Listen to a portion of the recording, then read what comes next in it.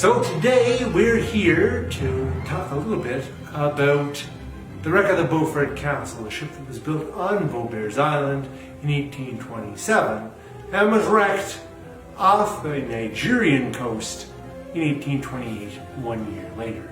We'll talk a little bit about the construction, we'll talk about the namesake, and then we'll talk about the events surrounding the wreck itself. So we'll begin, as always, with the note that I'm not an expert and that I'm just really an interested historian that's passing on this information to you for narrative purposes. My sources today come mostly from the British Newspaper Archive, so looking at contemporary newspapers, also a few encyclopedic sources, as always, just to provide some context. So, the Beaufort Castle was constructed in 1827 at the John Fraser shipyard. It was a 476-ton ship, but one of the larger ships that the shipyard had constructed to that time. Now, it was named after Beaufort Castle, which was the seat of the Lords Lovat, which had been granted, a title that was granted to the Fraser family all the way back in the mid-1300s. So the Frasers had Beaufort for a number of years. I guess, as I say, had taken possession of it at some point in the 14th century. They had lost it, however, during the English Civil War. They lost it again when they took up for the Jacobite cause in the years following the Irish Revolution and the Battle of Culloden especially. But in the early 19th century, the Lords had the Fraser family had begun to rebuild there and would complete the restoration of the castle in the 1880s. So, again, a ship with a name that had quite a long pedigree, but unfortunately the ship itself did not have a very long life.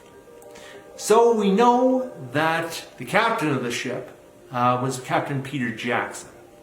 Now, we don't know a lot about Captain Peter Jackson. We do know that probably a few months, maybe a year or so before the events that we're going to talk about in 1828, the wreck of the Beaufort Castle, we do know that a man with the same name, who also was a captain, Peter Jackson, was involved in surprising 80 smugglers and getting into a small gun battle with them, eventually capturing their leader after, as I say, some gunplay and a few investigative tricks. So we're not sure if that's the same individual or if it's somebody just happens to be of the same name. But we do know that Captain Peter Jackson did take the Beaufort Castle in 1828 along the African coast and stopped at the Isle of Bonny, as it was known at the time. So, the Beaufort Castle was involved in the Nigerian palm oil trade.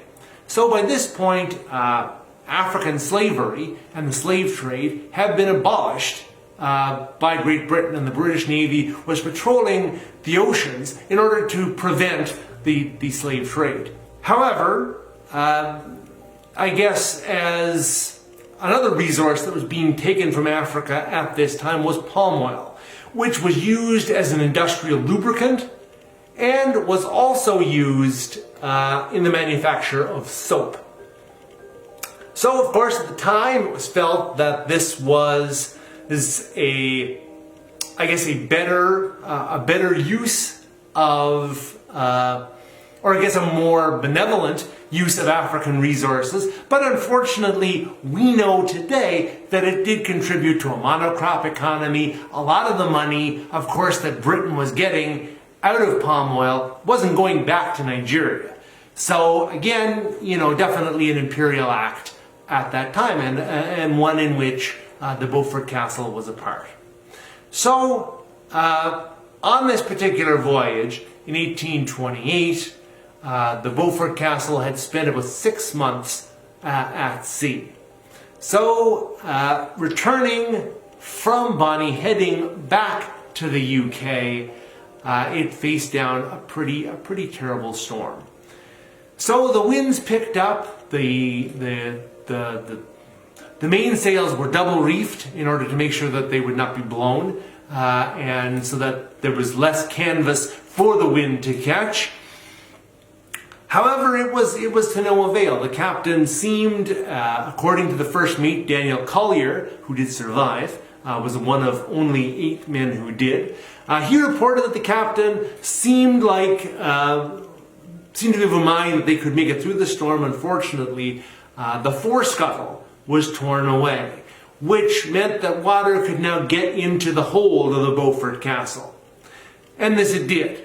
The water streamed in, could not be pumped out fast enough, and the ship was again beginning to sink. The lanyards were cut, most of the main rigging was jettisoned overboard for fear that the high winds would cause the boat to flip over, would cause it to capsize.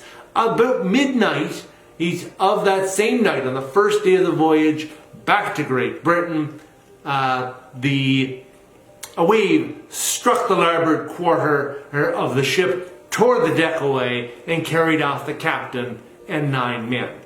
An additional 13 men were taken that night by the waves. By the next morning, only 8 men were still alive, and it was at this point that they decided that the only way they could save themselves and keep themselves from being washed overboard would be to tie their bodies to the ship itself, to the mizzen mast, and what remained of the rigging. So you can imagine, how very frightening that would be. Having waves wash over the ship, and the only thing that you can do is basically try to fasten yourself to something of some sturdiness in order to make yourself feel any way safe.